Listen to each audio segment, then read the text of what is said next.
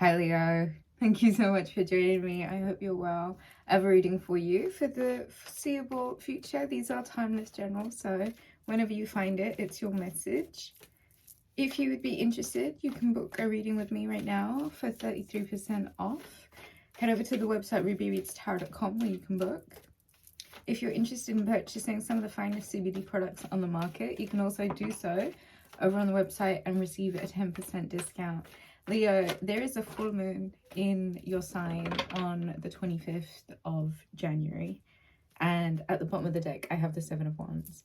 There is a challenge that you have been facing. And it's had a lot to do with the Two of Wands, the Two of Cups, the Wheel of Fortune, and the Hanged Man. Leo, there's a challenge that you've been facing. And underneath the Seven of Wands, I've seen it, so I have to take it. It's the Nine of Swords, the Ten of Swords, and under that was the World card and the Chariot and the Eight of Swords. Wow. But there you are, Leo energy, Queen of Wands, and the Five of Pentacles. Okay, let me lay these out, and then let's go through this message. I think I already understand the message. Leo, so here you are. It's 2024. Happy New Year, by the way. I hope you guys are doing really, really good. Leo, it's been a minute. And my hair's like crazy today. It's just like big and crazy. So we're just gonna let it be big and crazy, okay?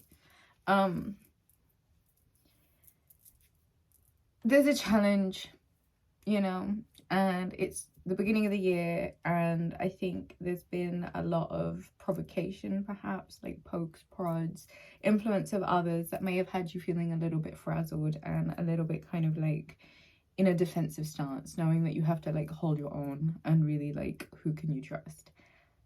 There is this planning and preparation that needs to happen right now, Leo, and it's really and truly in regards to your relationships. And this is one relationship in particular that I think, you know, Two of Cups, this person is the twin. Do you know what I mean? This is the soulmate. This is the yin to your yang, or the yang to your yin.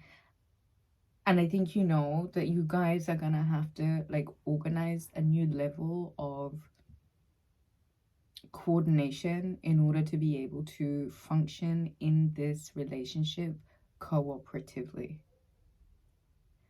One thing is, this is a super lucky, fortunate period of time for you right now, Leo.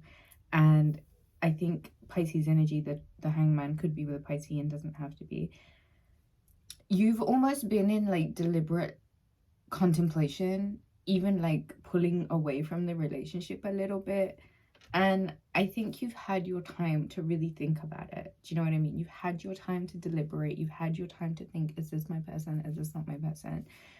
And I think, you know, like all of the signs have shown you like this is your person. It's just that you've got to take a little bit more of a like charge, a bit more of an organized approach into the maintenance of the relationship. And I think we have to all be a little bit honest with ourselves. Like, every relationship is work, and if you're not willing to work on a relationship, then do you really deserve to be in it? It's like, if you can't handle me on my worst days, do you deserve me on my best? And I think you kind of have to have this approach towards relationships right now also, because it's like, you know that you want this person, and you know that there is work that's gonna have to be done. Like, you've got this challenge out in front of you. Like, are you willing to take it? Are you willing to accept it? I do think that you guys are entering a new phase. I think some of you might even be moving home, perhaps moving in together. Uranus is going direct finally in Taurus, which is all about our living arrangements, the people we live with. If it's sometimes necessary to change up the energy sphere, hold on one second. Okay, change up the energy, and just, I do think moving house might actually be in the best interest of you. There is something about you needing to remember your creativity and your ability to be able to create and almost step into a bit more of a receiving mode. I feel as if the person that you are with, Two of Cups, Five of Pentacles, please look at the duality, the two different examples of partnership. If you don't deserve me, if you can't handle me on my worst days, do you deserve me on my best? I think you have to be very broad-minded and open-minded when it comes to this concept of ride or die. You know what I mean? That person that's always gonna be there, and you can go through like the worst lows, but even during the worst lows, you're still very much committed to this. And I think it's really like a testament of your ability to understand that your power really is something that is like a glue to the relationship. I just feel like there's a little bit work that needs to be done on the self-talk. I feel like there is a new dawn after a certain cycle that has closed out, and it had to do with betrayal. Do you know what I mean? Like, there's no going back to that. There's no more betrayal. There's no more swords that can go in this back. The only way from here is ascension. The only way from here is up. You have to recognize that there is now this new dawn. The dark clouds are lifting. You are being given a new opportunity. And I think you have to do a little bit of emotion, not even like intellectual cleaning up. Okay, there's way too many ruminating thoughts that are so limiting, but they're triggers, they're traumas that need clearing. And if you can be, I think, intellectually savvy enough to know that you've had your time to illuminate, you've had your time to think, deliberate, hang out in your own juices, and any action that you now take moving forward by taking authoritative ownership of each movement, by planning, by, you know, getting very much in an optimistic can-do kind of mindset to create some sort of grounded, solid foundation, and allow yourself the energy of growth, allow yourself the energy of knowing that it doesn't have to be like perfect. It doesn't have to be perfection, but at least be realistic about the relationship. Do you know what I mean? There's so many possibilities right now, and there is, as we move into the sign of Aquarius, the option of maybe trying things in a different way. You know, think outside of the box. What is it that can be done to prepare, I think, more of a plan? I think it's important to remain that choosing to work together makes you stronger.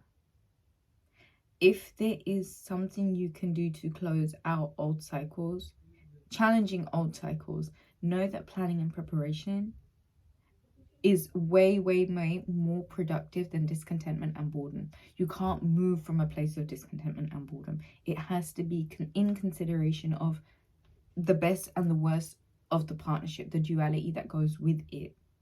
The Wheel of Fortune is saying, like, whatever you decide, whatever seeds that you decide to sow right now will show fortunate fruit. But are you willing to close out the doors of the old cycles and move forward in a more emotionally charged direction of setting up some sort of structure of a home? If you can't handle me on my worst days, do you deserve me on my best? There is something about you getting into creator mode and receptive mode and taking some time to accept that there does need to be a new cycle, because there's no going back. And there is some things that you know that you have to reconcile within your own intellectual sphere right now, which do involve where you may have limited yourself, knowing that there's no limitations here, realistically speaking, and then the obvious diligence that you need to apply into allowing yourself some time to heal from things that you know are still in that mental sphere when it comes to moving forward.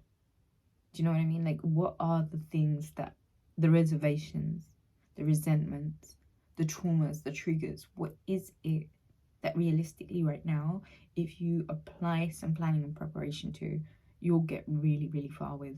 This full moon is shining a massive light on the pragmatic matters of the relationship. Okay, Venus is in Capricorn. Mercury is in Capricorn. We've just had this new moon in Capricorn. We move into Aquarius energy, but there is still very much that serious, let's get to work, let's make practical plans energy with, you know, a lot of these planets still being in Capricorn. But it's about thinking outside of the box, and it's about knowing that you've had enough time to think and deliberate, and you know that you're stronger together. Leo, thank you so much for your love and support. I hope this reading served you. Please do book a reading over at the website rubyreadstarot.com. Hit that thumbs up button. Leave me a comment. Let me know how you're doing. Happy New Year, man. Lots of love to you.